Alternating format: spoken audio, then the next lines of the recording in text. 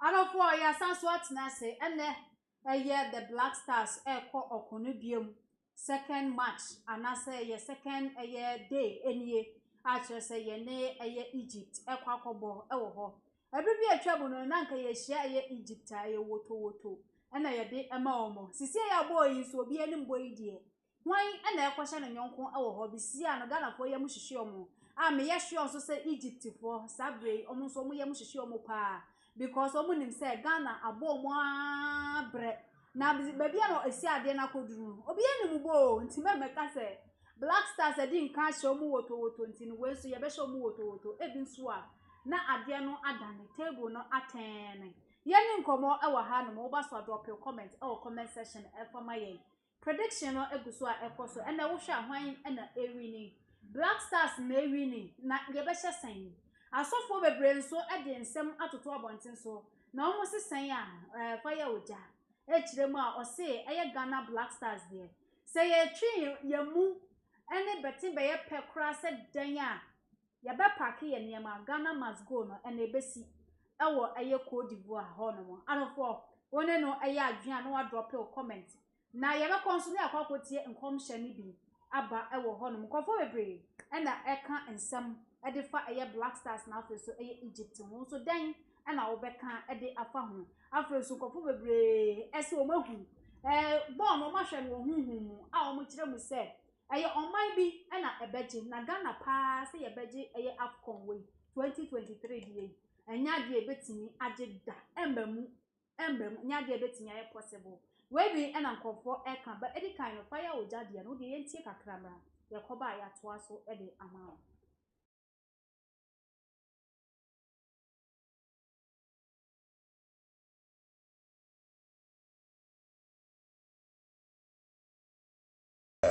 we say or country was a bit lose game, but this is what I saw in a revelation, and I'm a babeka to Jana. I never come from to me. People were praising Kudis beba match in my bejenim guasie. I'm telling you the fact. And Mofa Monin took the day Jordan I use so Dan Kudus. I repeat, I'm a prophet. Mini match na dia masha wo mani so na na menim dia e ba kwesi na so when you da kudus so a Ghanaians so forget kudus na mo fa money ento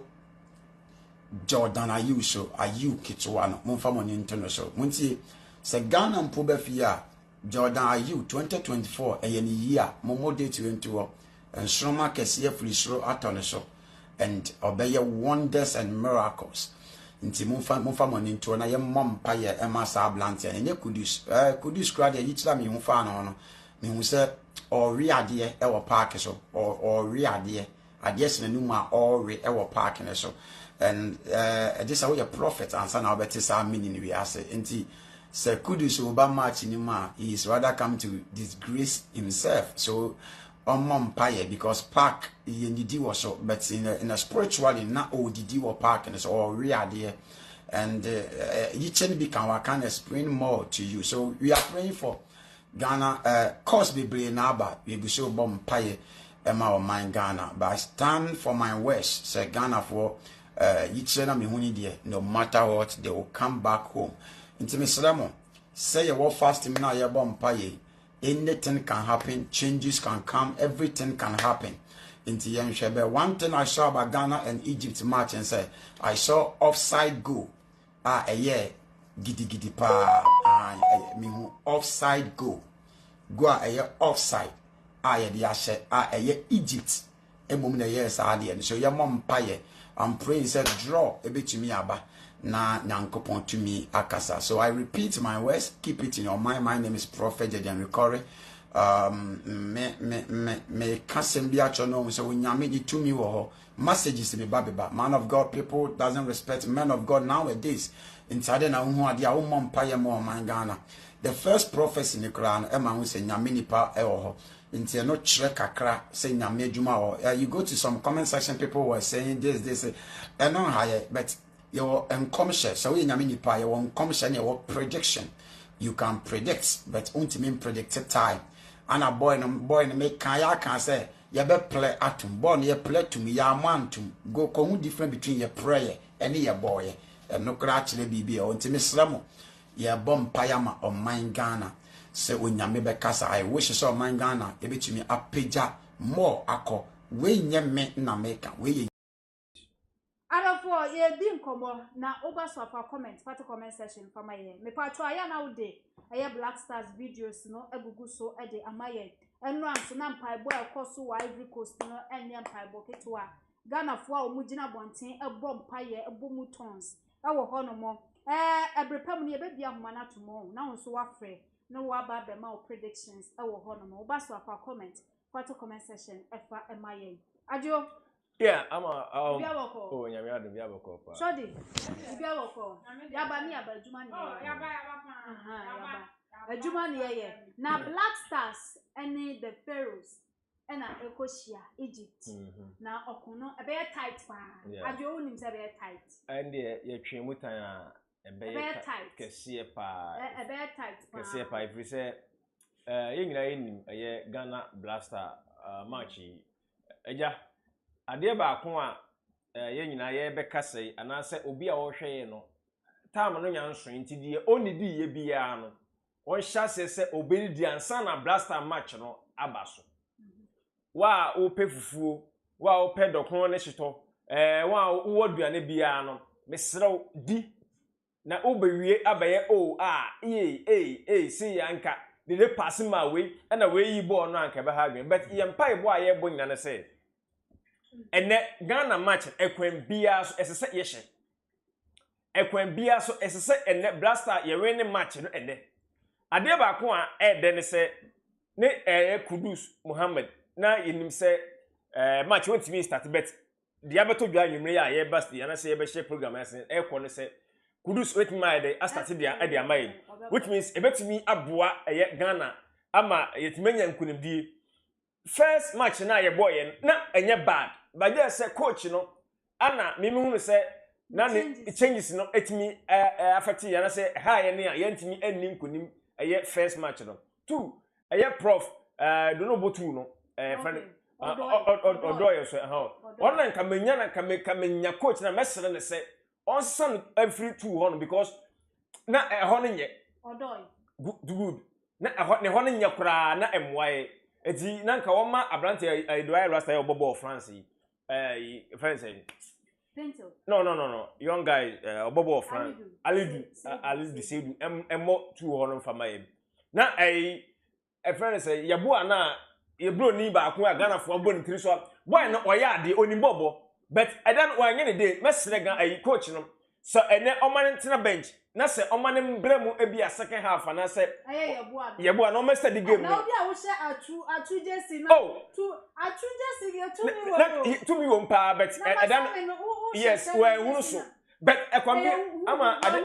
good the pofo na oni omobo no ohun ne na anu yi ana se den o se match de enye player bia de bia match bia na bo hunu so enti ene we hunu so a menka se onya de kwa yempam no free Black Star team dabi yeman coach man started from bench na ene Kudus started na fe no se de osi ball no na omone ne ene ekwan bia so ogidie se ene Black Star yempom match no na se Egypt 3-0 na me come chiro we dey no show ade me hu ne no Black Star team mi ogidie o me se ene Black Star match ene Egypt match ne mla wiye na Ghana she 3-0 ajode na hu ye ama mesre me de me phone aba bontin abeka se Ghana be lusi o osofo bi ebeka sa bia oboa ohun hwe fire oja o enye onu na na obeka ba ku ye be mu ama loto anya na motototo loto no de otu loto na etimi fa be ene yenwie match ne kwa na Ghana afa 3 points no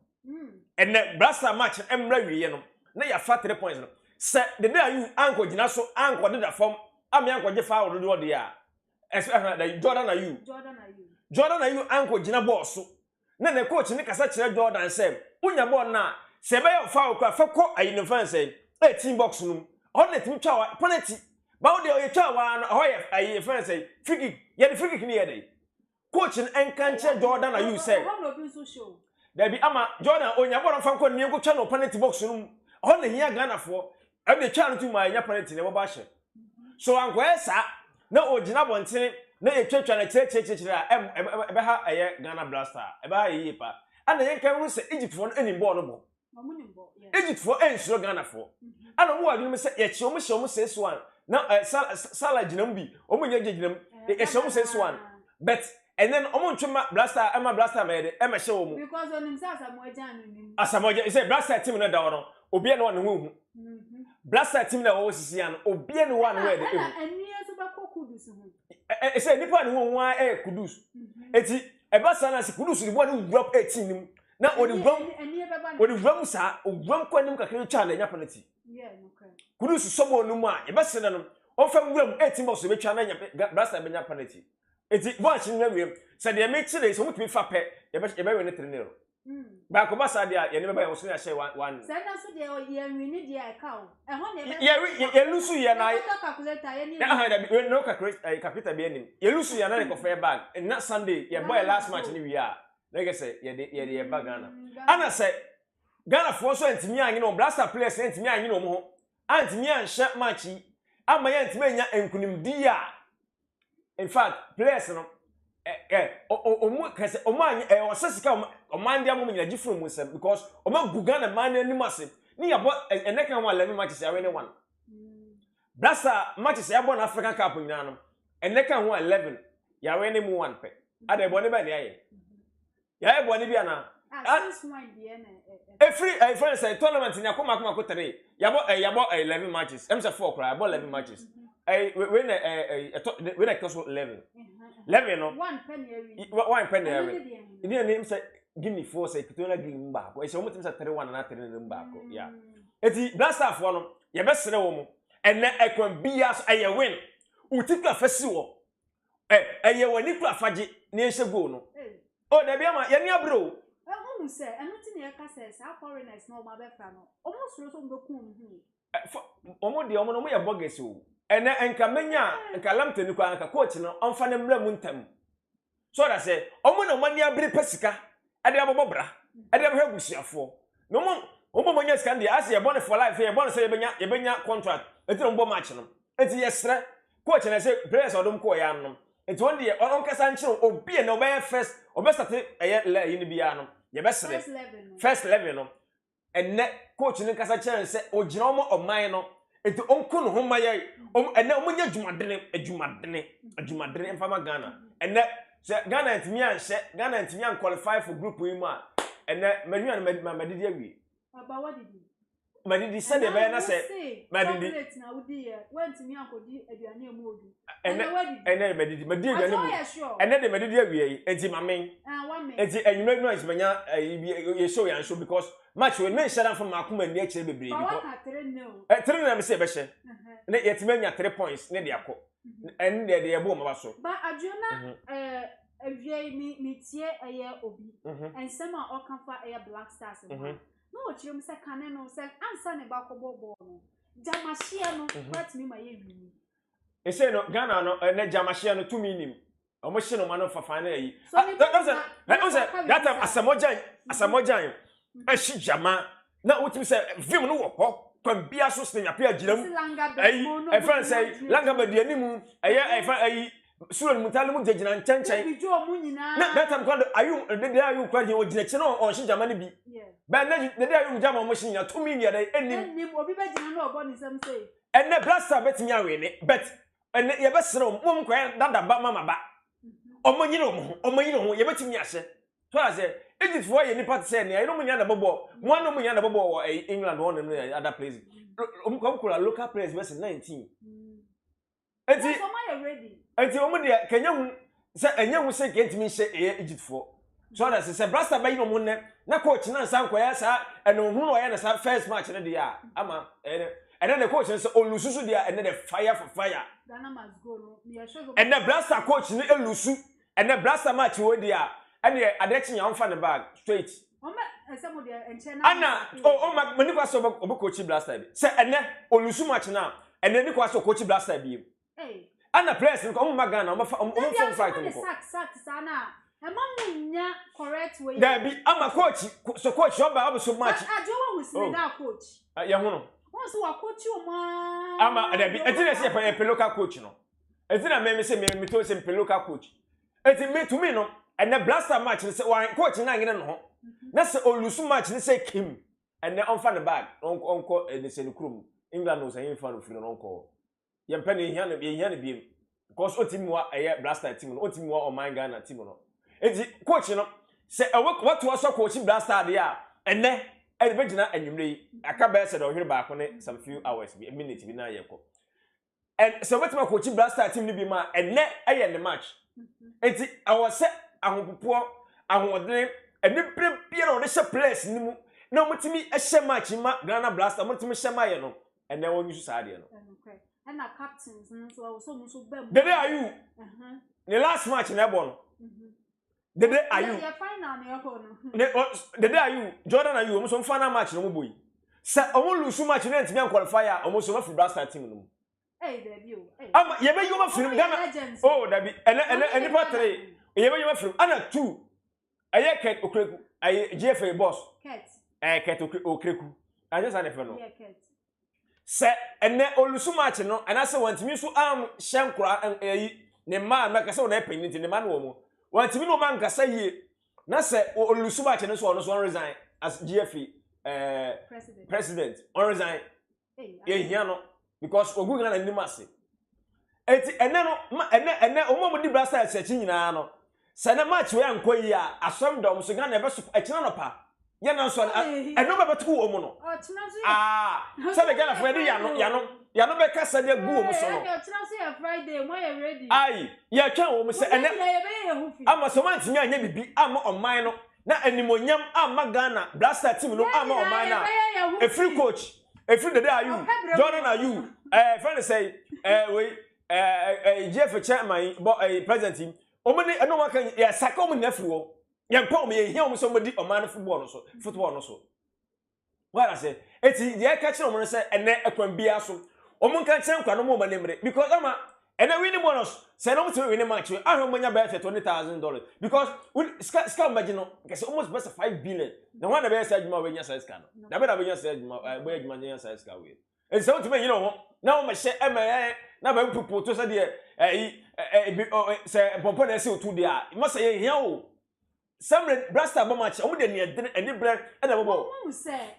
coach no so ye kan technical team no omo ye team and omo ya de omo decide say yenye changes and na coach no na no de ani e kan aye wo gina ho ame wo check the time say 60 minutes no person wo ye changes at that time no person wo ye changes and high no and high first match no player no ebe no also that na aboa ye no so because of time no they to ho ninti no or person that time na no ye changes no change pencil mo and na a high first match into why na we say e do 60 minutes na also we changes yes and na boys nso apekam form okoyum from na so ko nya abotere etimo on for time anya adwuma na mom say ye win match and say be a say one goal kra na say obi defend the on players are o good no mo defend match na ye pon ye nya 3 points ye da say and ye pon match no na ye timi anya 3 points and no and ye hwe and na Ghana fo bia hwe and na me metu me hwe na ko ba sa dia ye wi match na o form back on contact no ye betwam ye no mpe contract be no motwam enti ne and the match na ye kohwe no ye ni abraka akra bi na abaso no correct obaso for comment section for my comment me kra de Dawson na me pa twa munya ready na ye bebie eye phone lines no so atom na so wati afre obi se be sra he draw obi se draw no for ka say ye draw because Egypt nye team ketwa and ye kwa akohia wo mo because see anketwa ni nyina am na akese no no ko anketwa Tunisia match minim saja Tunisia de obehye Namibia o sehin obehye o ai phone ai credit phone the be no more din cabo na nra yeah na say Tunisia for ai for Tanzania am say Tanzania for no say bibisa Tanzania and I think no say Tunisia no say Tunisia yeah but you say competition so dey. You go World Cup no promo ka teams African teams are. Yeah. Enti obia tournament obia to show bi. Ba Blaster ni no mo ho no nkompo emu wi a ma be di abashija Jamana na mo shi Jamana e sere wo mo omfa nkofa nkonim dem re. Jamana so de omo ya de pa ofori. Yeah. Ene ye kan sen mienu bi a aye kan always bi omo na obehu omo. But omo wo kire no mkita omo fun. Jordan you know baby na. So yeah. Jordan are you? It's ready match me here. We dey match the Monte bi musu na jaye. Bibia bako. Si anu nyina na ehwe. Ye nyina na ehwe. Ye ehwe match no. Na adepa ya da se. Ye mfa bi kese na ye ntia TikTok for YouTube for Facebook. The bibia ra mo hwe nya me hwa say abrani na graphic for there so. Adepa na match na nya nkola jo. Baby o, ye tough match papa. Ye ni abring ye retete ha o. Ye ni abre bi mu ni di ye nyina ye ni abre na uni. Hwa me ba na me starting so obi didi na me se no na me didi preko. Do didi. Na didi abo ase. No mo me sira de se. Ade we nke se ye mra. Oh, sisi ye ya Steven apia mu ye hu so makoho. I'm doing support. Good. Eba boa. Promise munyina wo ho. Stone boy so Stone boy munyina wo ho. Second match dey me sure say omo bi mu no. Mesra kwa wondidi ye ko peduane di. Wo wondidi no ho say da boss dey kankan. Woni me tell me kaka. Because say Egypt way for way no. Egypt easy o. Easy o. Say ye na ye ye kan say. Oh, so do omo